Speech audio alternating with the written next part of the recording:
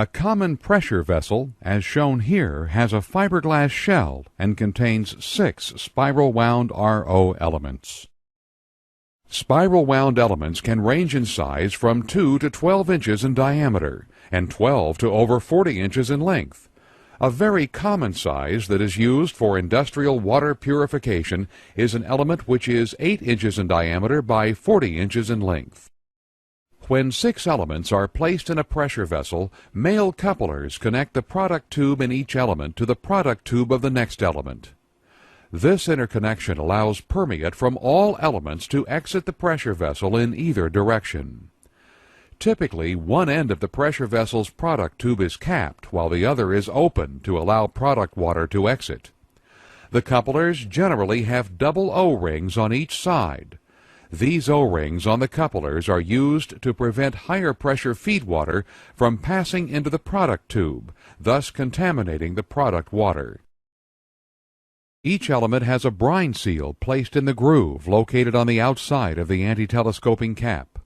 It is critical that this brine seal always be placed on the feed water inlet side of the element and that the seal open in the direction of the feed water. This seal prevents feed water from going around the element rather than through it. Both the inlet and outlet side of the pressure vessel use an adapter. On the inlet side of the pressure vessel shown, an adapter with O-rings fits onto the product tube of the first element. The permeate port adapter fits onto the main adapter. A sealing plate with an O-ring and a bearing plate fit over the permeate port adapter.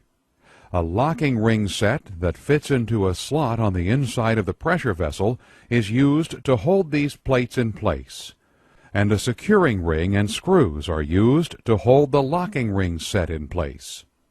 The feedwater port fits through the sealing plate to reach the cavity between the sealing plate and the first element. A port nut and permeate port end plug complete the inlet side assembly. The outlet side of the pressure vessel is identical in construction with the exception of a thrust collar. The thrust collar is used to protect against the tremendous pressure which otherwise would be totally loaded on the end adapter.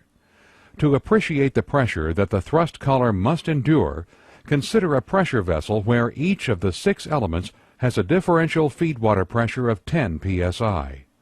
The resulting 60 psi of differential would be multiplied by the element's surface area of approximately 50 square inches to obtain the total force exerted, which would be approximately 3,000 pounds at the end adapter.